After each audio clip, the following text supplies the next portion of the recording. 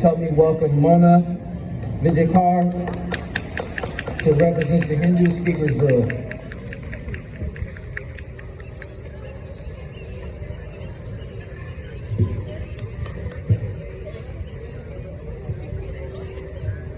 Can you hear me? Hello?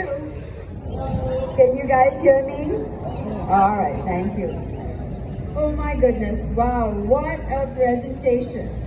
I've been so inspired by what each of you said. That's amazing. Namaste. And for those of you who don't know what namaste means, it means the soul in me bows to its own reflection in you. So we are one soul who appears as different bodies. I like to think of each of us as sailboats on the sea. Ideally, we all wish that we could keep this boat, that is the body, and this sail, that is our mind, steady and upright without allowing it to capsize and sink in the sea of life. But we all know that's not easy. There we were sailing merrily along, and suddenly this sailboat is buffeted by unexpected storms and tidal waves in the form of stress, anger, anxiety, depression, hopelessness, and chaos. Our sailboat has lost its balance. And that is when we wish that we had the knowledge and the tools to deal with such crises which every one of us has faced. Now, according to Hindu wisdom, this sailboat, my body and mind, needs to be controlled. And who should control it? The captain or the master is my true self, the soul deep within me that we call Atma. Therefore, I have to invoke through prayer that divinity within me to control this body and mind and to conquer in order to get back on course.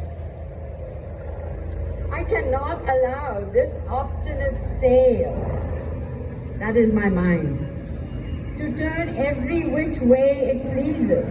And as the captain adjusts the sail according to the wind, I must train my mind to be accepting, to surrender, and to be open to challenging circumstances. I must also maintain my boat, that is this body, so that it does not fall apart.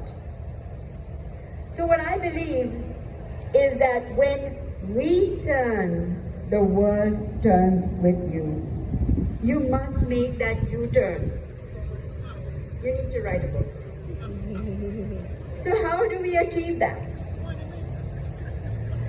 There are 4 very effective techniques according to Hindu wisdom that help to calm the storm, dispel confusion, bring clarity, and restore the balance in life. What is interesting is that if you work on your body, your mind will also be affected. They're both connected, your body and mind. So when you work on one, it benefits the other. So here are the techniques.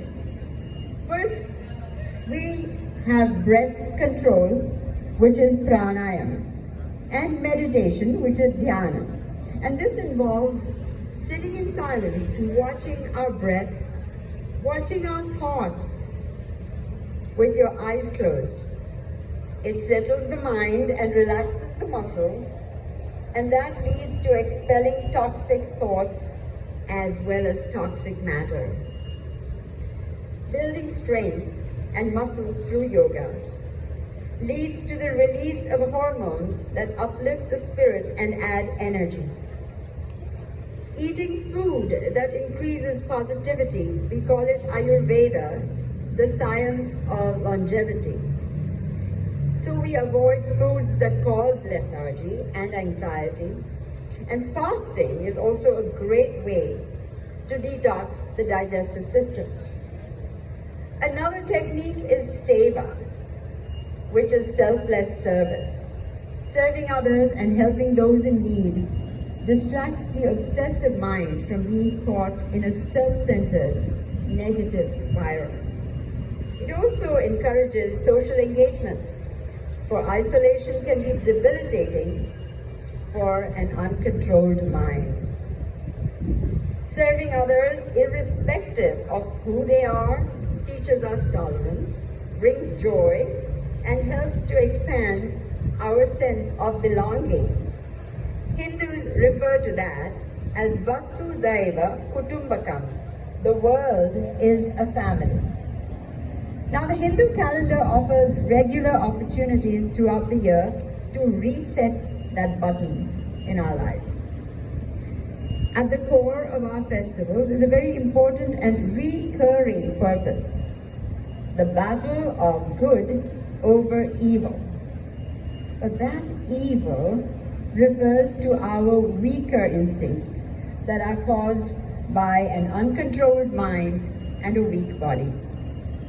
Coincidentally, Hindus are about to embark on a 9-day festival soon, when we do fasting through the day and invoke Goddess Durga within us for 3 nights.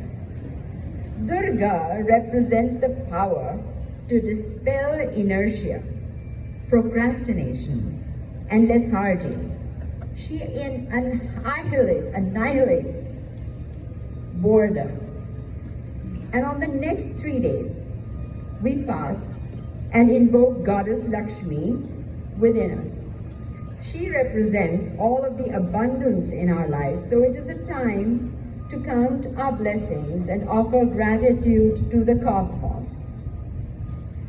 The last 3 days of fasting end in the invocation of Goddess Saraswati within us, who represents wisdom and knowledge that arises from 9 days of reflection and self-control.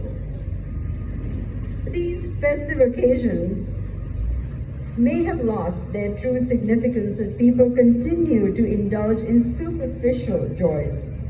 If we could avail of these opportunities to tether our sails so that our minds remain conscious and alert, reinforce our boat so our bodies can weather all storms, not only would our lives be enriched by our society, future generations would benefit from a mentally healthy and peaceful civilization. I'll end with a prayer, a short prayer, that really means, may there be peace for all. May all be without disease, and may all see good.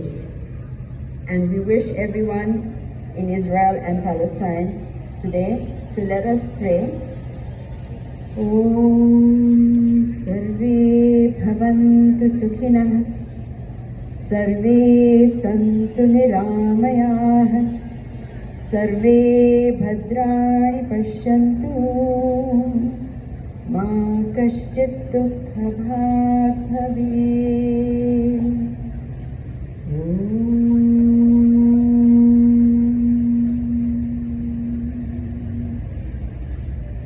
Thank you.